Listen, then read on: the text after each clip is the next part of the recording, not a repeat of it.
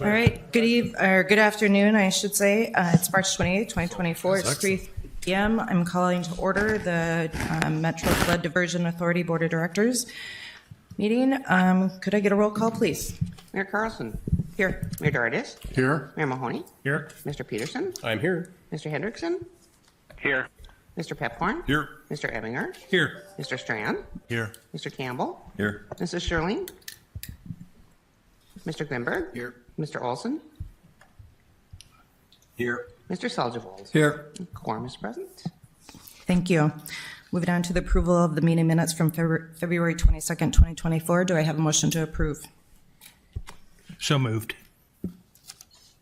Second. Okay, I have a motion and a second. Any comments or questions? Seeing none. All those in favor signify by saying aye. Aye. Any opposed? Aye. Any opposed? The motion carries. Moving on to number 3, the approval of the order of the agenda. Do I have a motion to approve the order of the agenda? So move. Second. I have a motion and a second. Any questions or comments? Seeing none. All those in favor signify by saying aye. Aye. Aye. Aye. Any opposed? That motion carries as well. Moving on to the consent agenda, we have, let's see here, 7 items under the consent agenda. Do I have a motion to approve the consent agenda? So moved. Second. I have a motion and a second. Again, any questions or comments? Seeing none. All those in favor signify by saying aye. Aye. It has to be roll call. Oh, that is a roll call. Thank you, Mayor Mahoney. Could I get a roll call on this, please? Mayor Carlson. Yes. Mayor Dardis. Yes. Mayor Mahoney. Yes. Mr. Peterson. Yes. Mr. Hendrickson. Yes. Mr. Pepcorn. Aye. Mr. Ebinger. Aye. Mr. Strand. Yes. Mr. Campbell. Yes. Mr. Grimberg. Aye. Mr. Olson. Yes. Mr. Seljavold. Aye. That is everyone. Thank you. All right. Moving on. All right. That motion carries. Moving on to the regular agenda. Number 4, our executive director report, and Mr. Nicholson will be giving that report in place of Mr. Paulson. Chair Carlson, members of the board, Joel is out on PTO, but he is available by phone in case you have questions direct for him. Very short presentation today in today's meeting, reporting out on some meetings and outreach that have taken place. Chris Bachgard and Adam Rude from HMG made a presentation at the statewide North Dakota DOT Transportation Conference on March 5th in Bismarck. Joel and John Shockley were at the P3 conference in Dallas, March 11th through the 13th. Joel sat in on the opening plenary panel along with 3 other panelists from Texas, Washington, and Colorado. The third item is the FEMA meetings and tour. FEMA was in town to discuss on a technical basis the upcoming LOMR process and met to review what needed to be done from a data perspective. And really it was I would say a boots on the ground working meeting for that team to understand how this is going to move forward and get the stage set. It was a very good meeting. Chris was in attendance, and if you have detailed questions, I'll lean on him to answer those. The group's planning to meet again in late summer to move forward. And again, I think you might have seen Joel's report on that in a board briefing that went out earlier this month. The last item is the Cass County Area Retired Teachers Association. Amy Weiser-Wilson made that presentation and reported that they had to go out and get more chairs and more tables because there was an extreme amount of interest in the project. So a good meeting there. And that concludes the executive director's report for this month. Thank you, Mr. Nicholson. Any questions? Commissioner Pepcorn. Martin, can I ask a question? So you talked about meeting with FEMA. So Yes. with some of our other diversion projects, there was a delay. Once they were completed to be certified, do you think that will be shorter? Let's say because they're involved with it, do you think they could possibly certify it once it's completed? I guess and I know it's an unanswerable question, but to give us a time frame or just a ballpark. Thank you. Yeah, and I'm maybe Chris could give you a time frame, but I'm not going to put him on that spot unless he wants to be. The entire focus of the meeting was to create the environment to shorten that time frame. So the team is focused on that to understand technically this is a different kind of a project for FEMA. It's much bigger. It is very complex compared to most one-off projects that may go in front of them. So the effort was to understand what is the process that we're going to follow, what data do you need, when can we do it. The objective is to shorten that time frame and get that certification as soon as possible. But I don't believe there's any date necessarily or time frame established yet. Perhaps after the next meeting in the summer, we'll start to get a better picture for how long that will take. That's great. Thank you. Okay. Mayor Mahoney. I just would like the next time FEMA comes by that the political people could meet with them. I like Dave had a good question, but some of us might want to put a face in front of them that make it understand that it's pretty critical. I think from your point of view, what we're talking about is we know that's millions of dollars of flood insurance people have. And I would put Chris on a line now. When is it going to be? I mean, I recognize that what FEMA told you is oftentimes there's federal rules they have to work around, and they will work at it. I was pleased that I heard the technical committee had a great meeting with them, that they understand the need for us to have speed in which this decision is made. But I think realistic, if there's any political pressure that has to be brought to this to help make it move faster, I think we want to have the ability to help do that. Chairwoman Carlson can put that feet to the fire if it has to happen, but I do think they have to understand to us it's one of the critical parts of the project. Yeah, thanks, Mayor Carlson and Mayor Mahoney. We had some very preliminary talks. I mean, Martin's overview was we certainly haven't locked into any timelines. The general timeline that we heard from FEMA was this process typically takes anywhere from 3 to 5 years post project.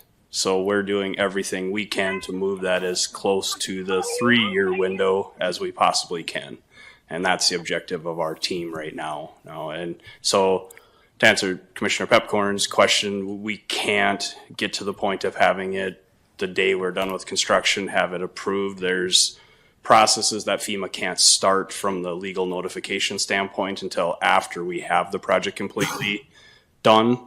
But we're doing everything we can to get as many things done before that date to minimize that time frame as much as So when you say 3 years, is that 330? Is it 3 years from 27? Yeah. Yes, that's correct, Mayor. Yep. Thank you, Chris. Yep. Commissioner Peterson. Thank you, Madam Chair. Yeah, you may as well stay up here, brother. So one of the things we talked about, we had an assistant director of FEMA here, I can't remember how many years ago it was. We talked about a phased approach even, right? So rather than the holistic, the project is done, we talked about, and they agreed to at that time, and maybe this is what you discussed as well too, but as the project progresses, we phase it out. So we'll have a completion on the northern reach on date X, 3 to 5 years from that point on northern reach, and then we progress south. Is that what your understanding of it could possibly be? We are very much in that discussion. I don't know that it would be, for some things, there may be an opportunity to start an accreditation process outside of the holistic project. Yep. Those only apply to areas potentially in town because those need to be accredited against the current floodplain. Our project will remap the entire floodplain. So some ports of our project won't be able to be fully accredited on their own. But what we talked quite a bit about and the direction that we're heading right now between now and September is to map out a way to start the review process for portions of the project ahead of when they're done and ready. We'll start the reviews with FEMA so that when we get to that 27 date, we will have much of the data already reviewed and ready to go. So yes, they're very much still on board with that, Commissioner Peterson, and that was one of the main topics that we did talk about, and one of the main do-outs that we have is to provide a better roadmap for what that timing looks like. So our technical team is in the process of working on that schedule now. So. Perfect. So I misheard you. I'd heard when we're done, then but we can phase it. Yes, we can start the reviews ahead of time. Yes. It's just, we probably can't phase approvals ahead of time. The approval will have to be one large approval for most of the project at the very, kind of coming right on the heels. Well, we can start the work ahead of time to get there. Perfect. Sure. Thank you. I was scared momentarily there. This is Shirley. I have a question. Go ahead.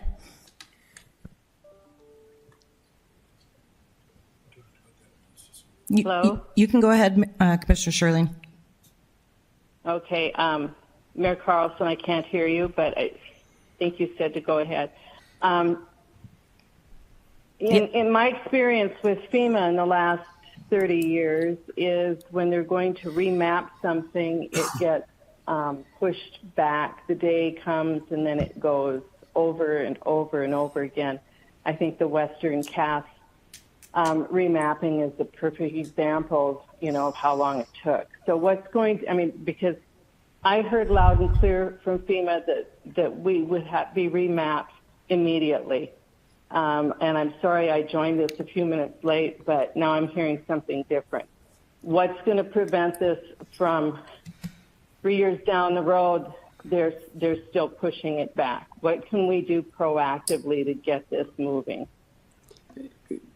Yeah, Commissioner Sherling, I think that is a good discussion point, one we're probably not ready to have yet. That is certainly an item that we have on our working list. And I think there will be some things that we will ask this group to help with in that regard. We're just don't have that fully developed yet as far as action plan. So I would anticipate later this year, maybe early into next year, we would have a little bit better outline of what some of those things might be that we can all do to help prevent those types of delays from happening. So. Okay, thank you. You bet. Thank you, Commissioner Sherling. Any further questions? All right, seeing none. Thank you, Mr. Backyard and Mr. Nicholson. Moving on to General Counsel update, I will turn this over to Mr. John Shockley. Thank you, Madam Chair. I have a relatively simple item today, a housekeeping item.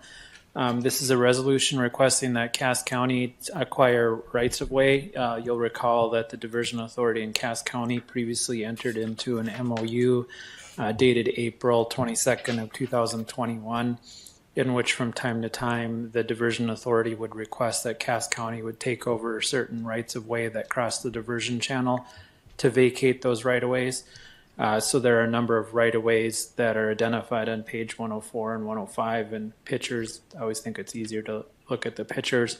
They're down by the Horace ET area. The city of Horace has passed a resolution asking that Cass County take over these rights-of-way.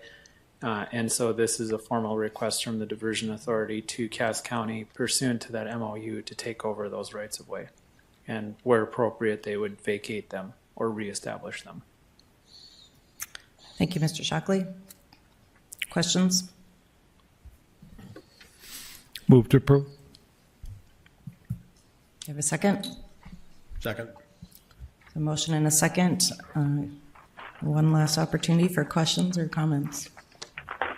Seeing none, this is roll call action. So roll call vote, please. Mayor Carlson? Yes. Mayor Dardis? Yes. Mayor Mahoney? Aye. Mr. Peterson? Yes. Mr. Hendrickson? Yes. Mr. Pepcorn? Aye. Mr. Ebinger? Aye. Mr. Strand? Yes. Mr. Campbell? Yes. Mrs. Sterling? Yes. Mr. Grimberg? Aye. Mr. Olson? Yes. Mr. Stelter? Aye. That is everyone. Thank you, Don. All right, moving on to construction project updates. First on the agenda under this item is the U.S. Army Corps project update. So I will turn this over to Ms. Terry Williams. Good afternoon, Chair Carlson and board members. This is the Corps' update for the month of March 2024. For the diversion inlet structure, the gate machinery redesign and modifications are basically underway, and the soonest, our best guess as to when the gate machinery will be completely installed and we'll be conducting training and commissioning at the inlet structure is summer, fall of this year. On to number 2, the Wild Rice River structure. Right now, all they're doing really is some concrete finish work and hand railing work. The construction trailers are scheduled to be taken off site in the next couple of days. And with respect to the gate machinery, we have the same situation as the inlet structure. We anticipate it to be fully resolved and all training and commissioning done on this structure summer or fall of this year. On to number 3, I-29, nothing new to report there, except we continue to write the O&M documents and prepare for turnover. Number 4, the Red River structure. This is covered by the drone footage today. We're at about 51% complete. Tanner Gate 1 did start arriving last week, and the arrivals, the deliveries will continue through about mid-April, and it will take about 9 to 10 trucks to deliver Tanner Gate 1. The rest of the gates 2 and 3 should be delivered by the end of the calendar year and installed. On to number 5, during 27, nothing new to report there, really. Seating ongoing. This is a 5-year contract. Number 6, Drayton Dam, nothing new to report. Number 7, Reach SE2A, we don't have a date as to when the contractor is going to start work up again. I think the latest winter weather has maybe changed their plans a little bit. On to number 8, our contract awards for this year. We've awarded SC1B, 2B, and the OHB ring levy, the last phase, totaling about $50 million. Another $18 million once we award the options for each SC2B. And at the last meeting, the last board meeting, had several questions about our bids. And so on page 2 of your handout, there's a summary of the bidding that we've conducted, which for each contract includes when it was advertised, the bid opening, the low bid, government estimate, number of bidders, and then the awardee. So, for example, for each SC1B, the awardee was HSG Park from Harvey, North Dakota. HSG stands for Harvey Sand and Gravel. And that was awarded for a little over $13 million, and the government estimate came in at almost $15 million. So back up to number 9, Southern Magnet Design, SC4. That should probably go out for bids. We're looking at Monday of next week, and that'll be a fairly large contract. SC3 and 5, the awards are holding for those in January. On to number 10, the SEA, the Supplemental Environmental Assessment. The public comment period closed, and the only comments we received were from natural resource agencies like the North Dakota Department of Water Resources and the Minnesota DNR. Our next steps are to finalize that NEPA document and hopefully sign a FONSI probably within the next month or 2. With that ends my briefing, unless there's any questions. Thank you, Ms. Williams. Are there any questions? Chairman Carlson, I have a question. Go ahead, This is Roger. Terry, Roger, talk to me about, having to modify the gate and why that happened and at whose cost is that? Is that just maybe talk about that a little bit and explain it? Sure. So the designs, the plans and specs for all 3 structures mentioned using worm drives for the center drive for the gearing.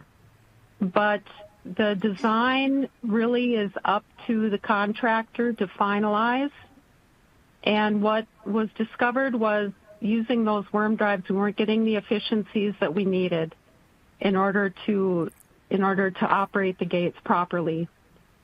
For the Red River structure, that modification was issued, and we will be getting a proposal from the contractor soon. For the Wild Rice River structure, that mod was issued, and the proposal from the contractor is also pending. For the diversion inlet structure, we had to do a little bit of back and forth with the gate machinery designer to kind of decide, all right, if we change this from a worm drive to a helical drive, can you retain the same machinery? And it sounds like they can.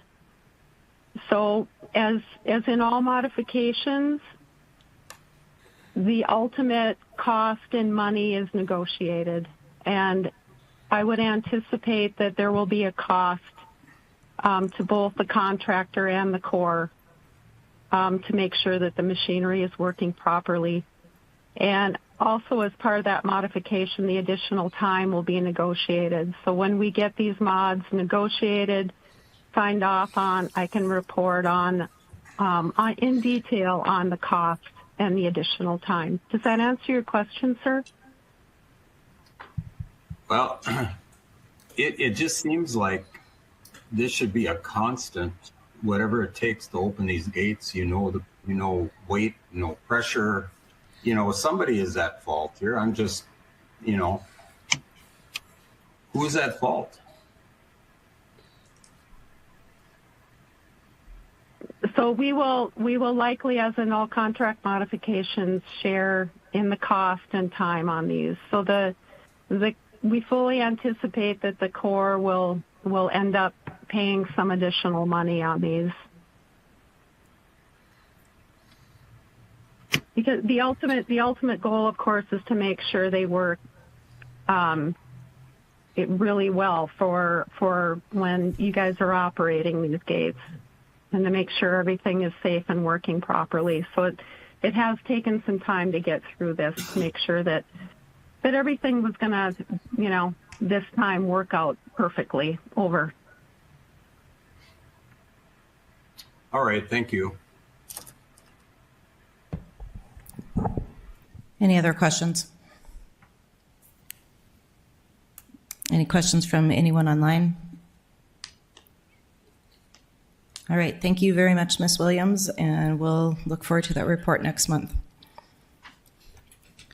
All right, moving on to 6B, we'll turn it over to Chris Backyard. Thanks, Chair Carlson. Board members, quick construction update for the channel work. You'll see a few areas that we've now colored as upcoming. A couple to note, the ones Terry mentioned that were awarded, SE2B and SE1B, are colored as upcoming on the core portion of the project. We also are starting to anticipate work south of 94 in reaches 10 and 13. So those are, reach 10 is the area just south of 94, and reach 13 is the one down closer to the Cheyenne River.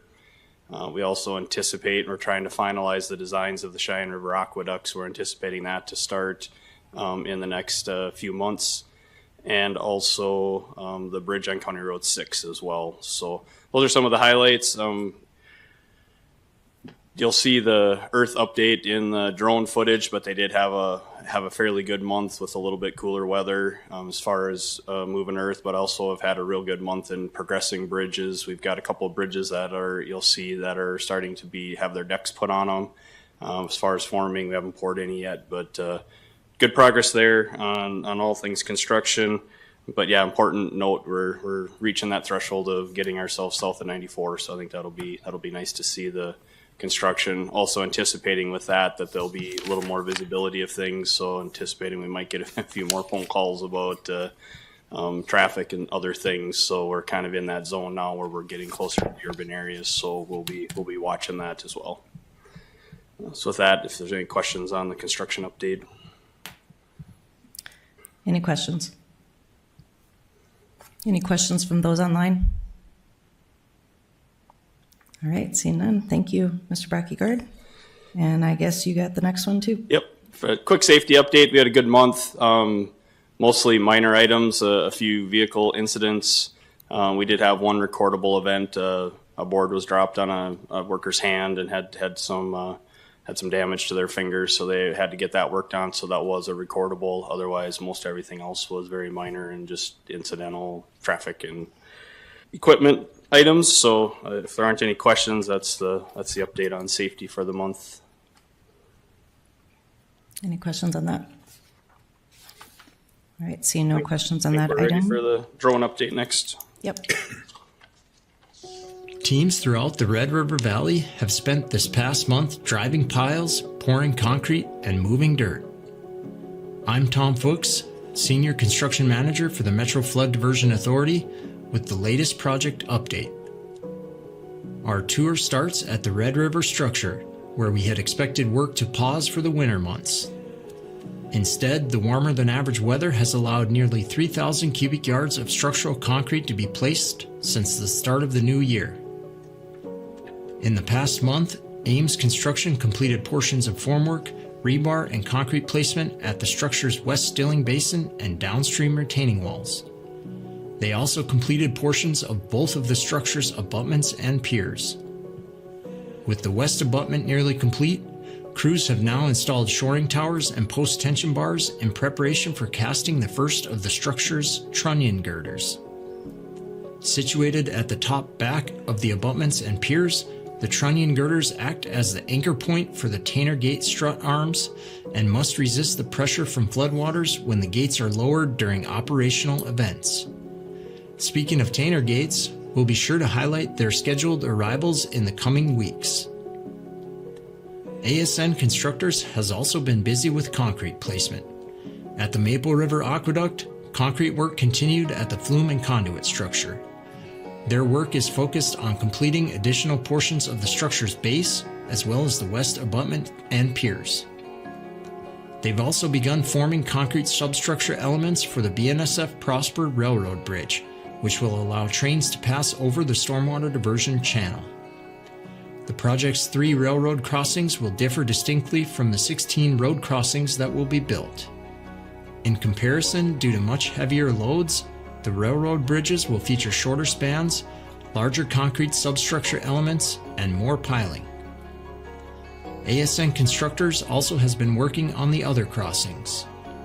At the combined channel crossing for County Roads 4 and 31 east of Argusville, they installed bridge girders. Farther south at County Roads 20 and 22, crews are now driving H-piles. Excavation continues on the channel as well. Of the 45 million cubic yards of material that must be moved, ASN Constructors is approaching the 19 million cubic yard mark. That's enough dirt to fill the Fargo Dome about 9 times. Want to learn more interesting facts and continue to follow the construction progress? Sign up for the Diversion Current at fmdiversion.gov/subscribe. All right. Thank you. Moving on to number 7 on the agenda, the communications team update, and I'll turn that over to Ms. Amy Weiser.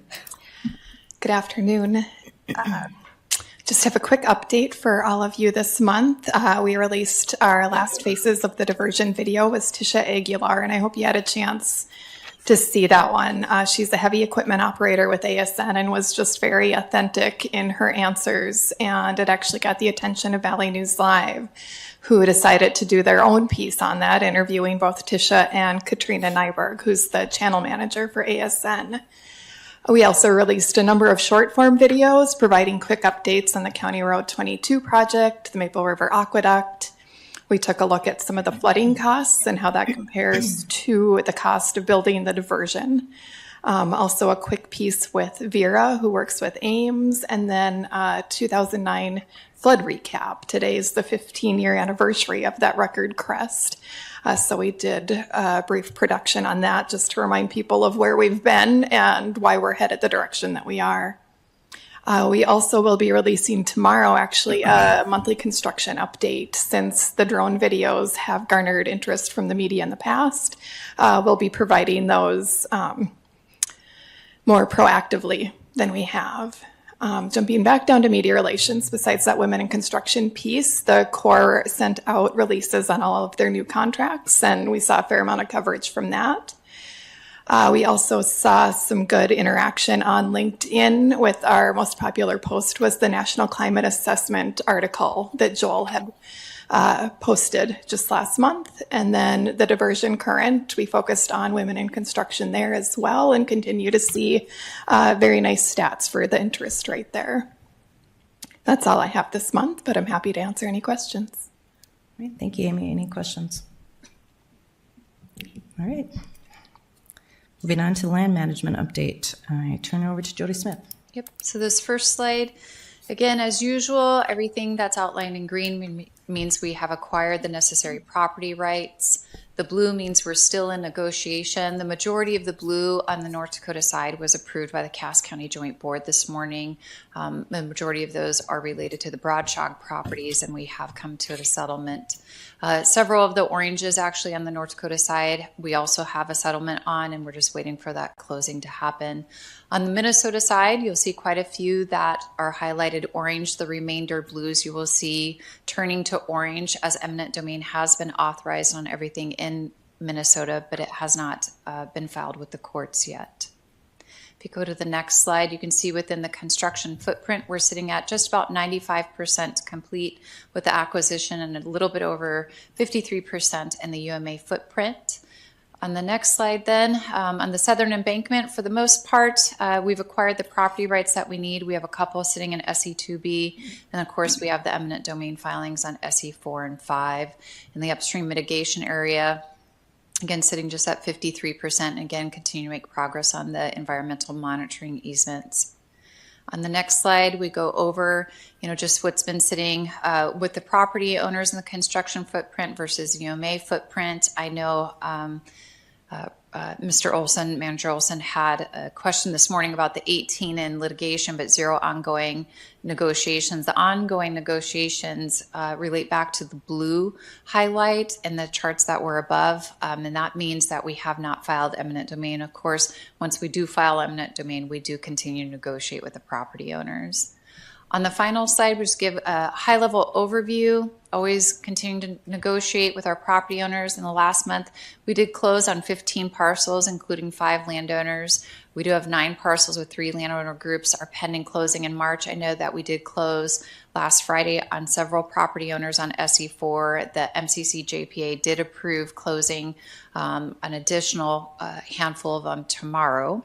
We have obtained the right of entry on 30 of I think it's now at 32 of the 56 Christine easement parcels. And the Cass County Joint Board did authorize going forward with court-ordered right of entries within Christine starting next week. We do have we are working on a scheduled Wolverton landowner meeting. We're hoping to get that scheduled for the end of April. If not, that will be the first week in May. We do continue to work on farmland leases for 2024. And of course, we did release an upgrade for the web map. I think I already noted, of course, the Broadshogs have settled again. That's 26 parcels, about 10% of the footprint of the upstream mitigation area. So it was a significant undertaking by the Cass County Joint Board this morning. And then, of course, on the Minnesota side, we did have 4 trials this week, 2 for Clay County, 2 for Wilkin County. So thank you for everybody's effort that went into making those successful. The orders were issued to go ahead and grant the necessity for us to take those properties for the project. We are working on getting some transfers completed. The wire transfers were supposed to be completed to the property owners today. Unfortunately, as I was sitting here, I learned that U.S. Bank decided to close today at 1 o'clock. And since that's Clay County's bank, that's the face I made, Mayor Carlson. We cannot complete those transfers until Monday. Legal counsel is now working with the property owners' legal counsel to verify that with the court. So we'll continue with the transfers for Moorhead because they have a different bank, the city of Moorhead, but the Clay County ones will have to wait until Monday at this point. So I am open to most any questions you have of me. All right, thank you, Jody.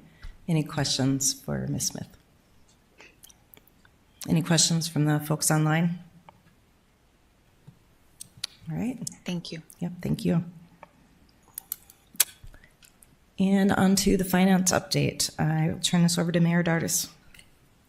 Thank you, Madam Chairman. The Diversion Authority Finance Committee met yesterday. We had a busy agenda. Finance Director for the City of Fargo, Susan Thompson, presented $3,262,696 worth of bills. Our net position, cash position at the present time is at $253,744,419. We also had 2 board approval contracting actions that took place that were presented by Mr. Nicholson. One was JT Lawn Services for $250,714, and one for Mincota TO 6, which is for $263,000. There also was one bid award, and I'm going to call on Mr. Bakkegaard for more of the details, but a very positive bid letting that took place. The engineer's estimate was at $2,896,859, and the winning bid was $1,749,847.65. And it's a local contractor that was awarded that, Celine Brothers in Holly. So, any questions? I defer to Mr. Bakkegaard. Any questions in regards to the report Mayor Divers just provided? All right, Chris, do you want to talk about the bid award, please? Yeah, sure. I don't need to add much. Thanks, Mayor Dargis, for highlighting that. Yeah, we did have one bid opening this month for work package 47B. This is for utility work in advance of the U.S. Army Corps of Engineers REACH SE3 project that is set to be bid later this year.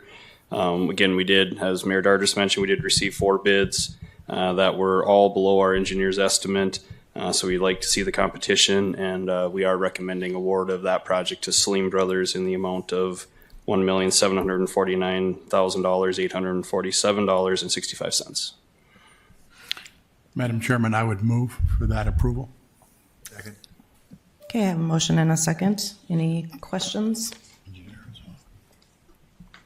Seeing none, could I get a roll call vote, please? Mayor Carlson. Yes. Mayor Dargis. Yes. Mayor Mahoney. Aye. Mr. Peterson. Yes. Mr. Hendrickson.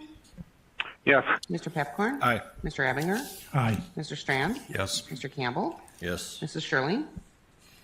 Yes. Mr. Grinberg. Aye. Mr. Olson. Yes. Mr. Selzvold. Aye. That is everyone. Thank you, and that motion carries. So moving on, I would be looking for a motion to go into closed executive session pursuant to North Dakota Century Code Section 44-04-19.1, paren 2 and 9, for attorney consultation regarding negotiations update for an amendment to the project agreement for the stormwater diversion channel and associated infrastructure. Second. You have a motion and a second. All those in favor signify by saying aye. Aye. Aye. Any opposed? We will be going into executive session. The Metro Flood Diversion Authority is back from closed executive session. Our next meeting is scheduled for April 25th, 2024. Could I get a motion to adjourn the meeting? Okay, I got a motion and a second. All those in favor signify by saying aye. All right, any opposed? Aye. Meeting is complete. Thank you.